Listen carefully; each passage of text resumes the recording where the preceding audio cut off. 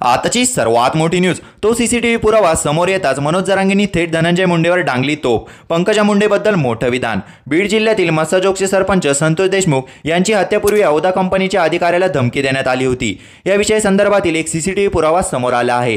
त्यावर आता राज्यभरातून प्रतिक्रिया उमटत आहे। या सीसीटीव्हीने खळबळ उडाली आहे। तर दुसरीकडे मनोज जरांगे यांनी धनंजय मुंडे यांच्यावर तोफ डांगली आहे। यावेळी जरांगे यांनी धनंजय मुंडेवर जरी टीका करण्यात आली। सीसीटीव्ही मधील सर्व आरोपी पाहून खरंच धक्कादायक आणि चीड येणार आहे। राज्याने अशा गुंडगिरीचा आणि हप्ते वसुलीच्या टोळ्या या अगोदर बघितल्या होत्या।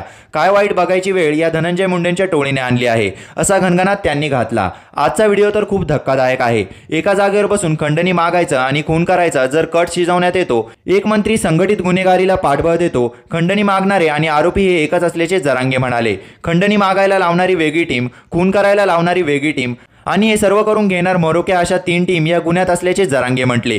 खंडणी मागणारा पैसा सामूहिक कट रचणारा सर्वात मोठा गुन्हेगार आहे। हा मुख्य आरोपी झाला पाहिजे अशी मागणी त्यांनी केली आहे। मुख्यमंत्र्यांना जाहीर सांगणे आहे, खून आणि खंडणी प्रकरणातील फरार असलेले आरोपी कोणाच्या संपर्कात होते याचे सीडीआर समोर आले पाहिजे। त्या काळात कोणत्या मंत्र्यांनी फोन केले हेही समोर आले पाहिजे। विष्णू चाटेंनी फोन फेकून दिला तो कसा सापडत नाही, असा सवाल जरांगे यांनी विचारला आहे। सीसीटीव्हीचा पुरावा समोर आले ही चांगली गोष्ट आहे। कट शिजत असतानाच फुटेज बाहेर आले। आता कुणाला सुटता येणार नाही, एकाचीही जामीन होता कामा नये। देशमुख कुटुंबाच्या जीवाला धोका आहे। अशाच नवनवीन व्हिडिओ बघण्यासाठी आपल्या चॅनलला लाईक आणि सबस्क्राईब करायला विसरू नका।